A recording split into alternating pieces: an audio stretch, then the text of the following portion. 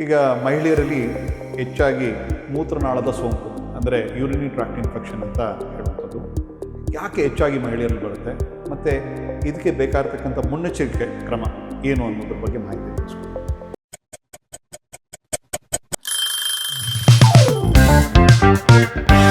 Welcome to 30 seconds of health with Clear Medi Healthcare. ಮೈಸೂರಿನ ಹೆಸರಾಂತ ಆಸ್ಪತ್ರೆ ಕ್ಲಿಯರ್ ಮೆಡಿ ಆಸ್ಪತ್ರೆಯಿಂದ ಮಾತಾಡ್ತಿದ್ದೀವಿ. ಈ ದಿನ ನಮ್ಮ ಜೊತೆಗೆ ಡಾಕ್ಟರ್ ಗೀತಾ ಎಚ್.ಎನ್.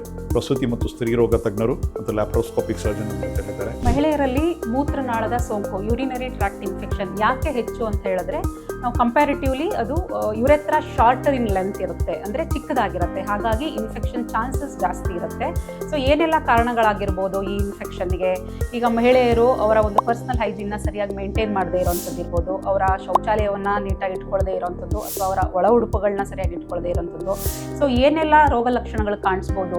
ಪದೇ ಪದೇ ಯೂರಿನ್ ಹೋಗುವಂಥದ್ದು, ಮತ್ತು ಮೂತ್ರ ಮಾಡುವಾಗ ಉರಿಯ ಒಂದು ನೋವು ಥರ ಕಾಣಿಸುವಂಥದ್ದು, ಕಿಬ್ಬೊಟ್ಟೆಯಲ್ಲಿ ನೋವು, ಸಮ್ಟೈಮ್ಸ್ ರಕ್ತ ಮಿಶ್ರಿತ ಯೂರಿನ್ ಹೋಗುವಂಥದ್ದು ಇರುತ್ತೆ. ಸೊ ಯಾರಿಗೆಲ್ಲ ಈ ಸಿಂಪ್ಟಮ್ಸ್ ಇದೆ ಅವರು ವೈದ್ಯರನ್ನು ನೋಡಿ ಕೆಲವು ಇಂಪಾರ್ಟೆಂಟ್ ಟೆಸ್ಟ್ಗಳನ್ನ ಮಾಡಿಸ್ಕೊಳ್ಬೇಕಾಗತ್ತೆ. ಅದರಲ್ಲಿ urine routine, urine culture and sensitivity ಮತ್ತು ಅಲ್ಟ್ರಾಸೌಂಡು. ದಯಮಾಡಿ ಮುಂದೆ ಕೊಟ್ಟಿರ್ತಕ್ಕಂಥ ನಂಬರ್ಲಿ ಅಪಾಯಿಂಟ್ಮೆಂಟ್ ತೊಗೊಳ್ಳಿ. ಡಾಕ್ಟರ್ ಗೀತಾವನ್ನು ಸಂಪರ್ಕಿಸಿ.